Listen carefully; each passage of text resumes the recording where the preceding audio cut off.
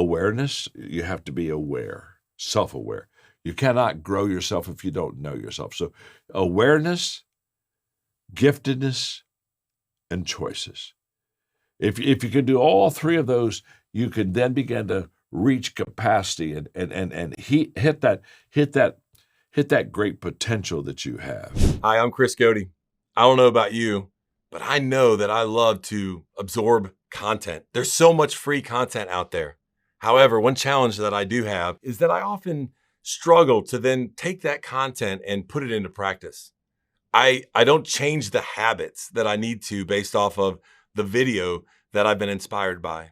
If that's you, I want you to watch this video, and then I would love for you to comment, and we would love to hear your thoughts below.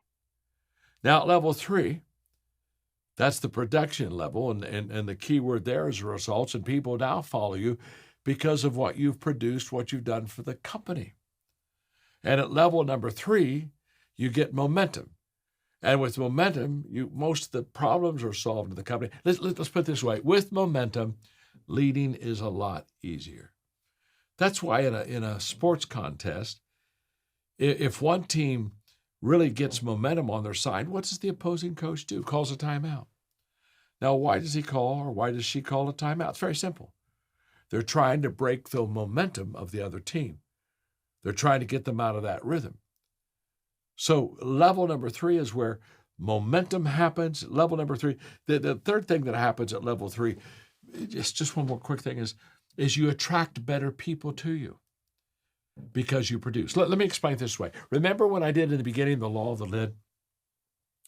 And if you were a 5 leader with leadership competence, your company would be a 4.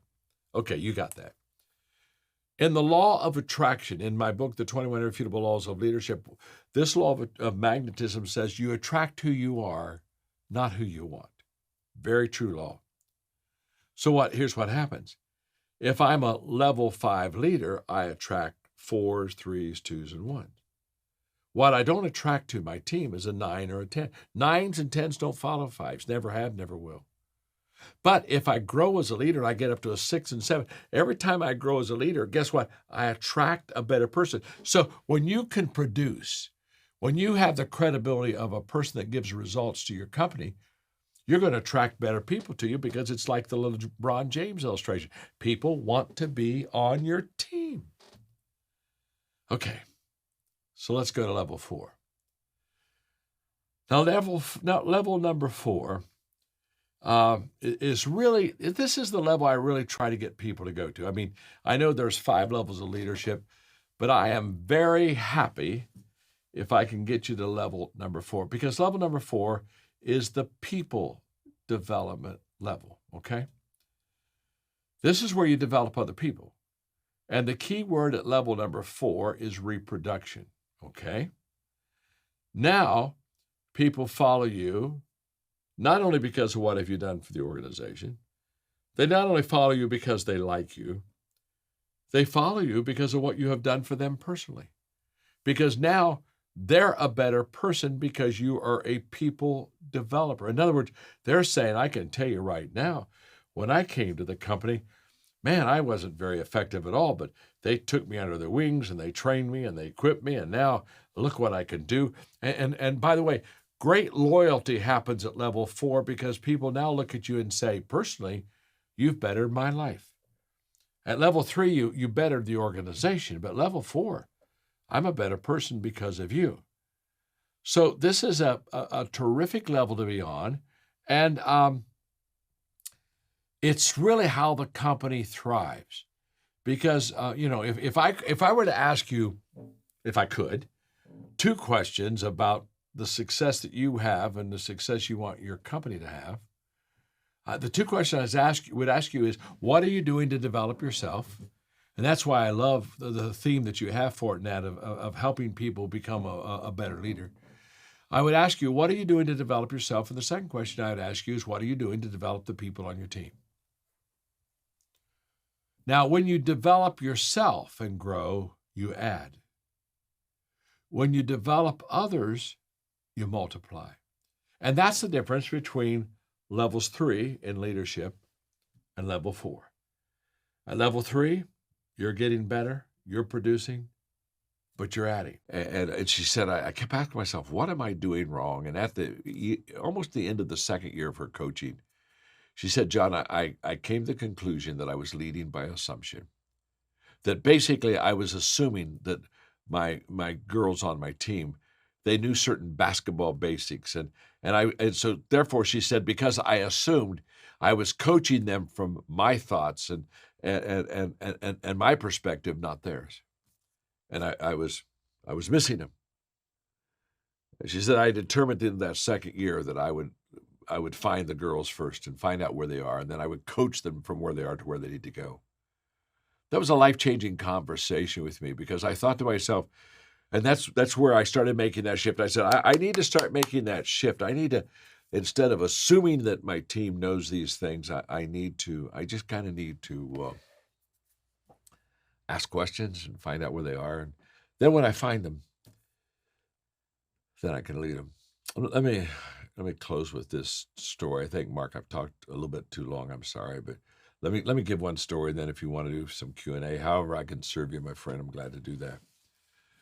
I was having dinner one night with Gail Devers. You may recognize that name. Gail Devers is the most decorated female track athlete in U.S. Olympic history.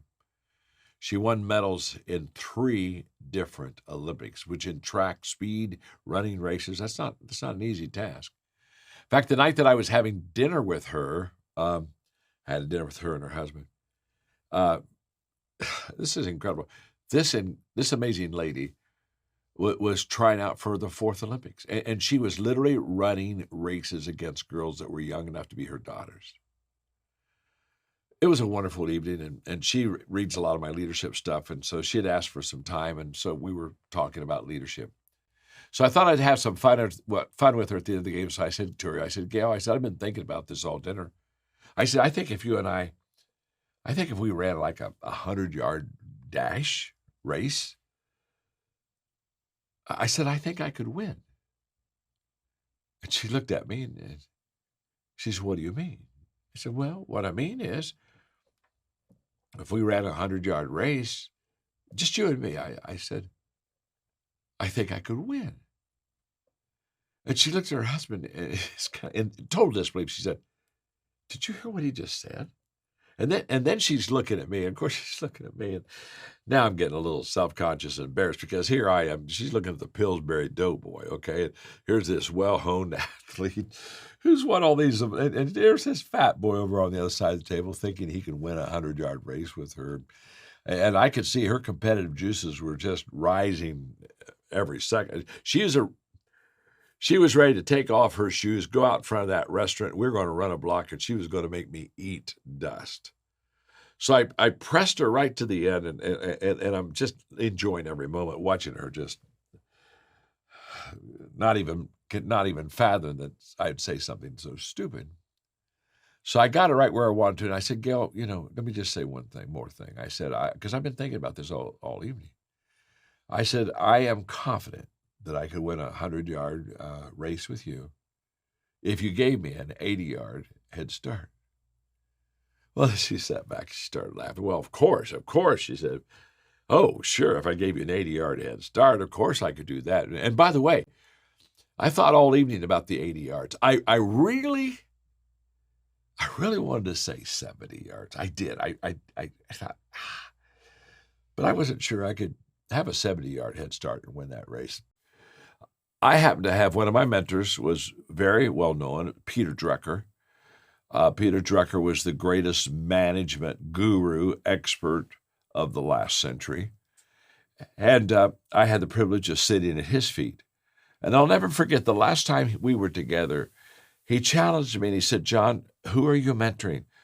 Who are you developing that can carry on the principles and the values that you love, embrace, and live out in your life? And he just challenged me again to make sure that I filled my life with mentoring. He challenged me in such a way is that I after that, I bought a painting, and it's in my office today, in my home office. And wherever I move, that painting goes with me. So it's been with me for a long, long time. And it's an incredible painting. It's not like a beautiful painting. It's not like an expensive painting, but it's a picture of an older brother with a younger brother right beside him, and he's teaching the younger brother how to draw. There you see the painting right before your eyes. And the reason you can see that painting is because I'm in Andrew's studio, and Andrew's absolutely the best, and I gave him that, and he put it up there for us. But can you see the older brother is doing the drawing, but look at the younger brother so intently watching. Now, here's what I know. The older brother gets great joy out of showing his younger brother how to draw. But that younger brother, he's going to draw faster and better than he would have if he wouldn't have had an older brother, a mentor, to come into his life and come alongside of him and help him. You know, Malcolm Gladwell is a wonderful author and a terrific friend. And in his book, The Turning Point, he has a phrase he calls the law of the few. And the law of the few, he says, is very simple. It's the leverage that a leader can have in his or her life by investing in a few people. In other words, basically, he says there's an amazing return. There's an amazing return when you begin to pour your life and invest your life in just a few people. And I love that. And that's exactly how I started off in my life, just in a little country church, just investing in a few people. And I began to see the return that happens when leaders invest in other people. So what people say about me today is John Maxwell adds value to leaders, you. And what happens when I add value to leaders? They multiply value to others. And so I'm so excited to share with you a little bit about mentoring and the mindset. And again, all of you that are Maxwell certified team members, thank you. You made this possible for everyone to hear me today. Without you, I wouldn't be here. They wouldn't be here. But let me just say, the person that invited you to be part of this teaching right now, they did so because they value you and they have a real passion to invest in you and to mentor you and to take you to a higher level than you can go if you just do it by yourself. Remember this, one is too small of a number to achieve greatness. It just is. If you want to achieve greatness, you have to do it with others. So let's talk about mentoring. And one of the things I teach in mentoring is that the word mentor is both a verb, it's something you do, and it's a noun. It's something you are. You run with it. It's all yours. And now I'm coaching you. Now you're playing the game, and I'm tweaking you. I'm making you better. After you do that sales call, we sit down. I say, now, okay, let me give you a couple of observations, and I make you better. I make you better. And then step number 4 in that equipping process is you do it. I mean, there comes a time when I say, hey, it's yours. You got it. Now, here's where the equipping failure begins. Most equipping in most companies stops at step 4. I do it, you're with me.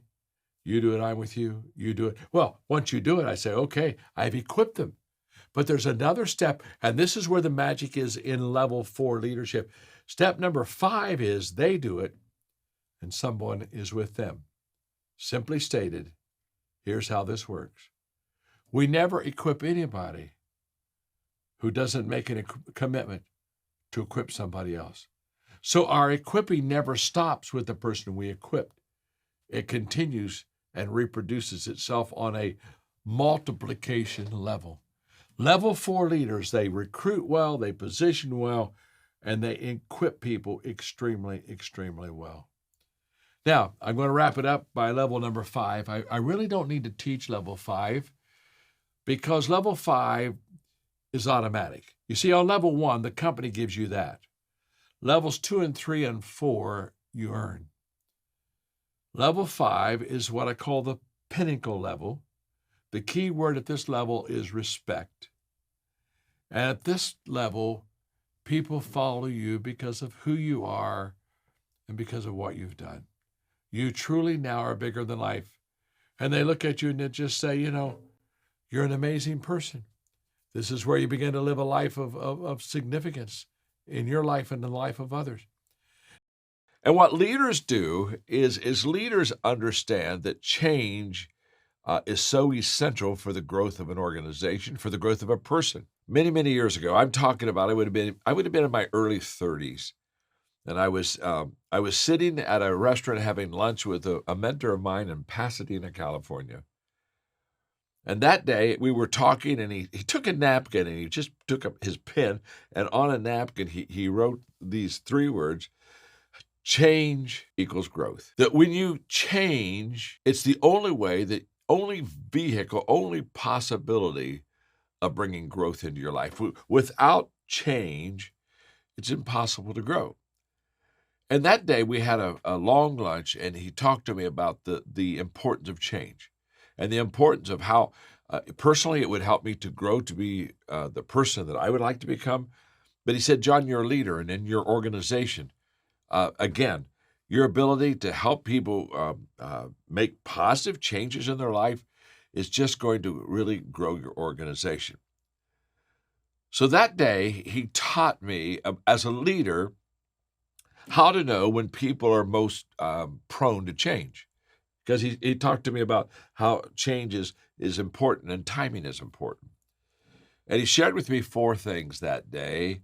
I share them with you quickly. This is not the heart of the lesson. I'm just kind of laying the foundation for how we leadership change correctly and do it right. But he said, John, as a leader, he said there are 4 times that people change. He said they change when they hurt enough that they have to.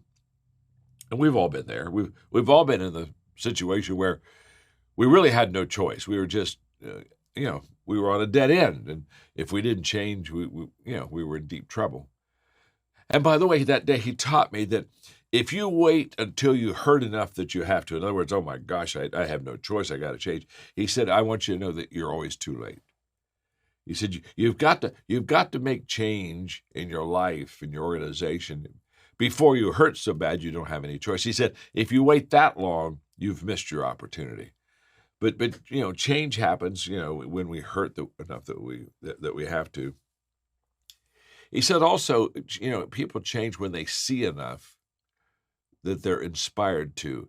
Now this has a visualness about it, and I like that. He said, John, he said, you be the leader that inspires others to change. And we learn visually. That's how we learn. Stanford research says 89% of everything I know, and probably everything that you know and that you've learned, we learn visually.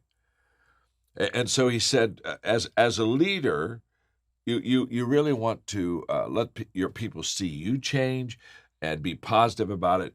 And it inspires others. It inspires others to change. He said, thirdly, people change when they learn enough that they want to. In other words, it's the old, this is really old, most of you are too young to remember this, but it was the light bulb, and I think it was Ford Motor Company, the light bulb would come on and they would have, it's a new idea. When we learn something that we didn't know, sometimes we say, wow, I didn't realize that. And oh, by the way, I think I need to make a change here. I just found a better route to get to my destination. So people change when they hurt enough they have to, but that's always too late. So you never want to get in that position. When they see enough that they're inspired to. One of the things that great companies do is the leaders pave the way for the change of the people because they model such a good attitude and possibilities of what that change will bring to the organization that it inspires the people. If you have the privilege of leading a team or an organization, and you would love help with enhancing your leadership culture, maybe even developing some of your high potential leaders, just follow the link on the screen, and we would love to connect with you. So when we think of mentoring today, think of the fact, this is what I do and this is who I am. And you don't separate the behavior, what you do, with the characteristics and the qualities and the values of a person. This is who I am. This is what I do. And in mentoring, you get the spirit of the person, who they are, and you get the teaching of the person by watching what they do. So here we go. A mentoring mindset has several characteristics. Number one, a mentoring mindset has a passion for growth. The only guarantee that you and I are going to have a better tomorrow is that we're growing today.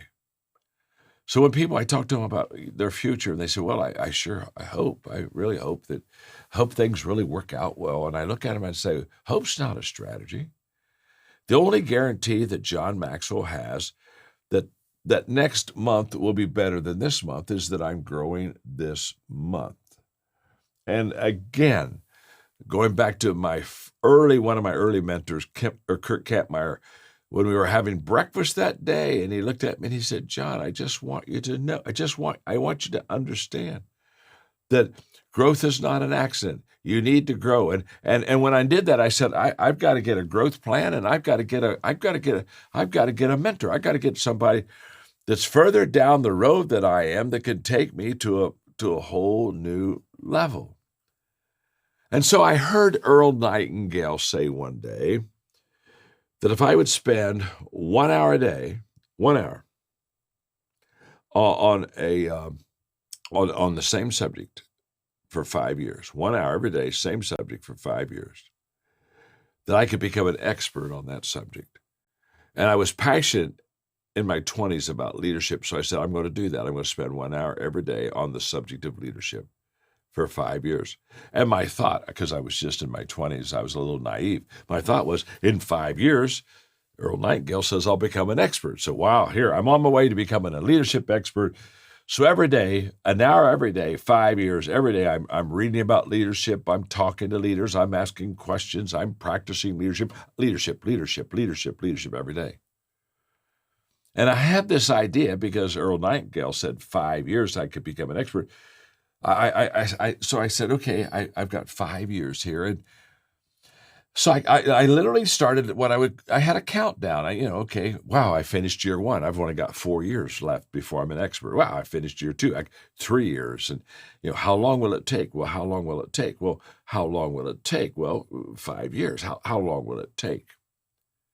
And then something happened just about in the middle of that 5-year period. And the beautiful thing that happened in my life was I was beginning to change because I was learning leadership, practicing leadership, meeting leaders, getting in leadership environments, and having opportunities to lead. About halfway into this 5-year journey, I realized I was a better leader, and that I was growing and people were following me and my leadership was expanding, and I began to be incredibly overjoyed and fulfilled. And I thought, look at me. Wow, I'm becoming a leader. It was that day I quit asking the question, how long will it take?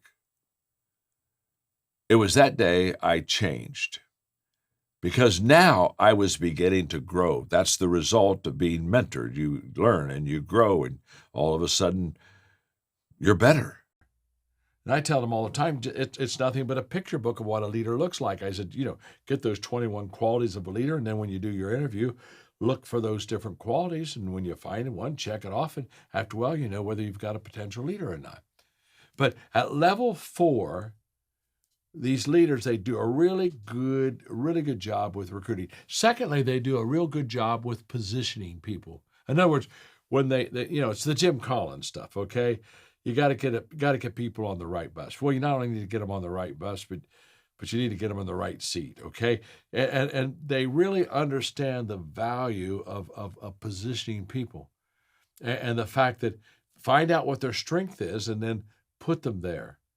And I tell leaders all the time, this is a totally different lecture, but I say when you're looking at your people and you're trying to position them, you have to ask 3 questions that start with an R.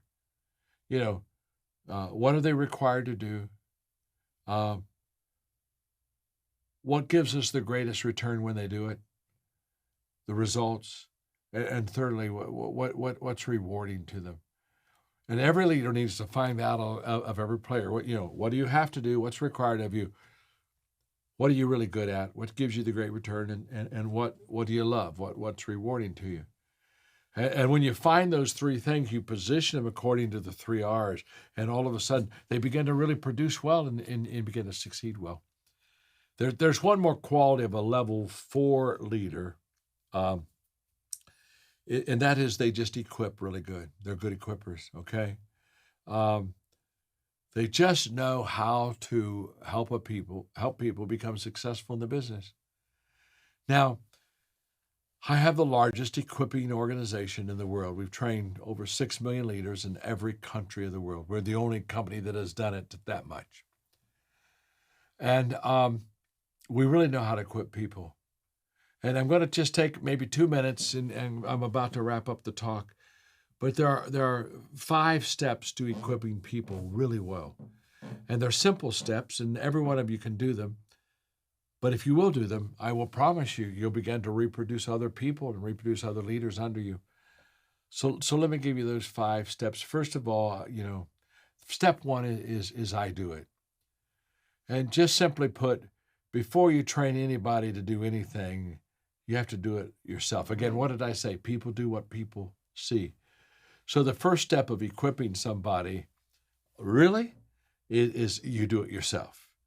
Now, once that you have done it successfully yourself, which is really a level 3 leader, now you bring somebody alongside of you and you go to step number 2. Step 1 is I do it. Step 2, I do it and you're with me. And now we're going to spend some time and you're going to watch me do what I do really well. And the reason you're going to watch me is because leadership is visual. Stanford research says 89% of what you and I learn and know, we saw visually first. 10% audio, 1% through the other senses.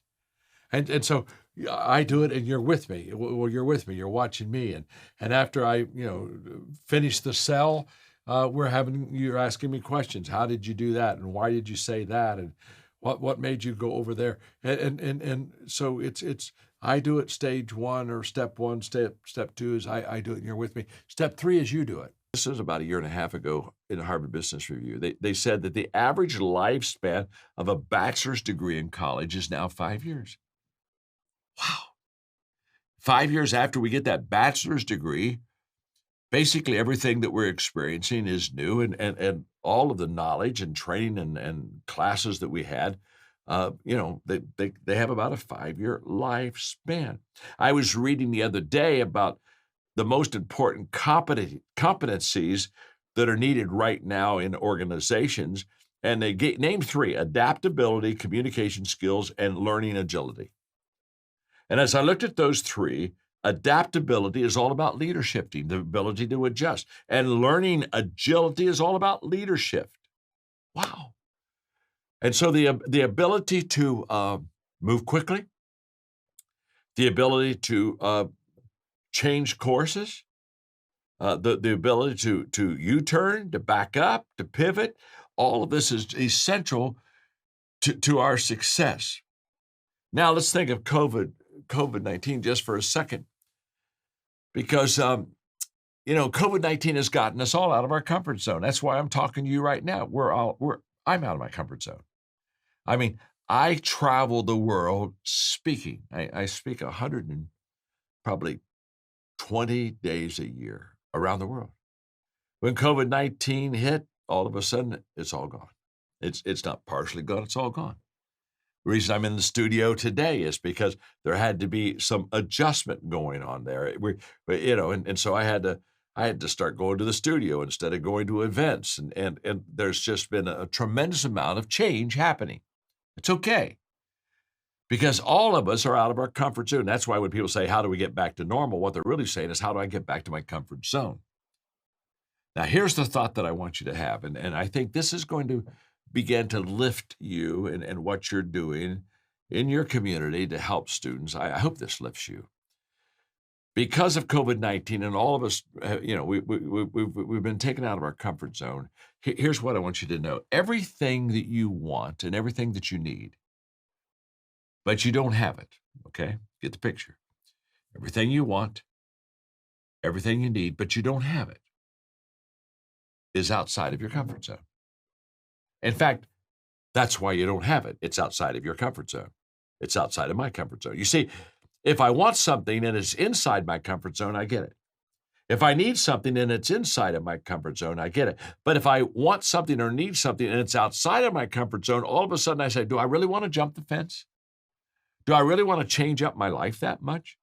And often what I want and what I need, but I don't have, is not because it's impossible for me to have it. It's just that it's difficult and inconvenient for me to have it. And yet, in one full swoop, COVID-19 took us all out of our comfort zone. And all of a sudden, we had to ask ourselves, okay, how do we continue on? And how do we continue on in an effective way? You see, leadership is all about this incredible transitioning. This is powerful. Don't miss this. In fact, I have a coaching company. It's called the John Maxwell Team. It's really only 10 years old. And yet in our short 10 years, we've become the largest coaching company in the world. We have, I think maybe 37,000 coaches in 172 countries of the world. And people are always coming to me and they're saying, how did you get successful so quickly? How did you do so well? Well, we understand leader shifting. In fact, in our company, we have a what we call a cycle of success, and it's a cycle. It's not a journey. If I'm on a success journey, that means is I may be past something and I keep going. Instead of saying, you need to know what I want you to do, I look and I say, I need to know what you want. Wow, that's just totally different. And you say, John, how did you make that shift? I made that shift because I began to understand that I was leading by assumption. You see, you have to find your people before you can lead them. And so many times as a young leader, I wasn't finding my people at all. I was telling them what I wanted them to do. And I was never asking any questions. And what I was doing is I was leading by assumption. And that's, for a leader, that's horrible. Assumptions are that's the mother of all mess ups in leadership. When I assume that I know where you are on the team and what you're thinking, I'm already in trouble. I have to find you. And how do I find you? By asking questions. I have to find you, then I can lead you really well. I was being interviewed in New York a couple years ago when I was on a book tour, and the reporter asked me, he said, John, what's the greatest change you've ever made in your leadership? I said, well, the greatest change is when I was a young leader, I was giving directions. Here's what I want you to do. Here's where I want you to go, take off. And I said, I went from a directing leader to a connecting leader. And so now, instead of giving directions quickly, I ask questions quickly. Why? Because I want to find you. I want to find out exactly where you are. I want to create common ground. These are the expectations I expect of you. I expect you to be ready. When we mentor each other, I expect you to come absolutely ready. I expect you to improve. I don't want you just to learn things. I want you to improve your life. I want to see growth in your life. I expect you to earn my time. Go back to the Courtney McBath illustration. When he said, hey, our first time, this is what you said, this is what I heard, this is what I learned, this is what I did I do it right? Can I ask? See, what was Courtney doing? He was earning my time. He was showing me that he was going to give me a return on my time. So that's what I expect from you. And by the way, you should have expectations from me also. And my expectations would be that I'll give you my best. I'll look out. I not only will give you my best, but I will look out for your very best interest. I want to mentor a life, not just teach a lesson. And by the way, the Maxwell Leadership Certified Team, that's exactly where they are. All they want to do is help you grow. They just want to help you get better.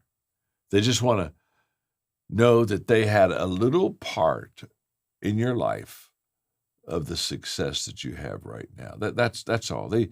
That's the fulfillment. That's the joy that we get. So I wrap this up by just saying very simply, if I needed mentors to get me to where I am today, I'm just guessing, But I think my guess is pretty accurate. I'm just guessing you do too. I'm just guessing that if you had somebody speak into your life now and teach you and just put you on some very simple little leadership growth plan,